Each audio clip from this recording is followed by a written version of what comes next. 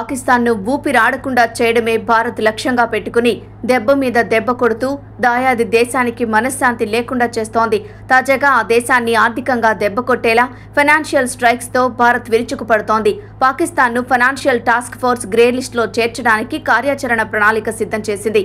ఇది జరిగిందంటే ఆర్థికంగా పాక్ పని అయిపోయినట్లే.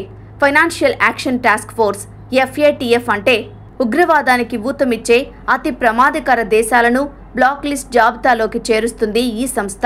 ఈ లిస్టులో ఉన్న దేశాలు అంతర్జాతీయ సంస్థల నుంచి నిధులు పొందడం చాలా కష్టం.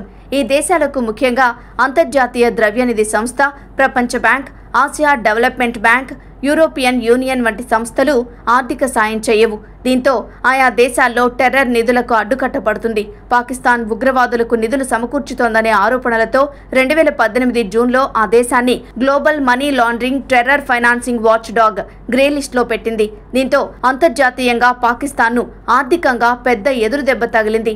అయితే ఉగ్రవాదులకు అందే నిధుల్ని అరికట్టేందుకు తమ దేశం అన్ని రకాలుగా కట్టుబడి ఉన్నట్లు పాకిస్తాన్ ప్రకటించడంతో 4 ఏళ్ల తర్వాత 2022 అక్టోబర్లో గ్రే లిస్ట్ నుంచి తొలగించడంతో ఆ దేశానికి భారీ ఊరట లభించింది.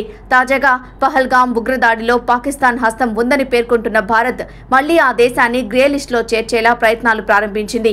FATFలోని ఇతర సభ్య దేశాలతో సంప్రదింపులు జరిపి పాక్ను తిరిగి గ్రే లిస్టులో పెట్టేలా భారత్ పావులు కదుపుతోంది. ఈ ప్రయత్నాలు ఫలిస్తే పాకిస్తాన్ ఆర్థిక కార్యకలాపాలపై నిఘా పడుతుంది. ఫలితంగా ఆ దేశానికి విదేశీ పెట్టుబడులు తగ్గుతాయి.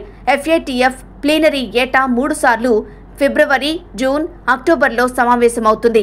వచ్చే జూన్లో జరిగే ప్లీనరీలో పాక్ను గ్రే లిస్టులో పెట్టే ప్రతిపాదనను భారత్ సభ్య దేశాల ముందు ఉంచనుంది. కాగా పాకిస్తాన్కు అంతర్జాతీయ ద్రవ్యనిధి సంస్థ IMF ఇవ్వనున్న 59,000 కోట్ల ఆర్థిక ప్యాకేజ్ పైన గట్టిగా స్పందించాలని కేంద్రం భావిస్తోంది.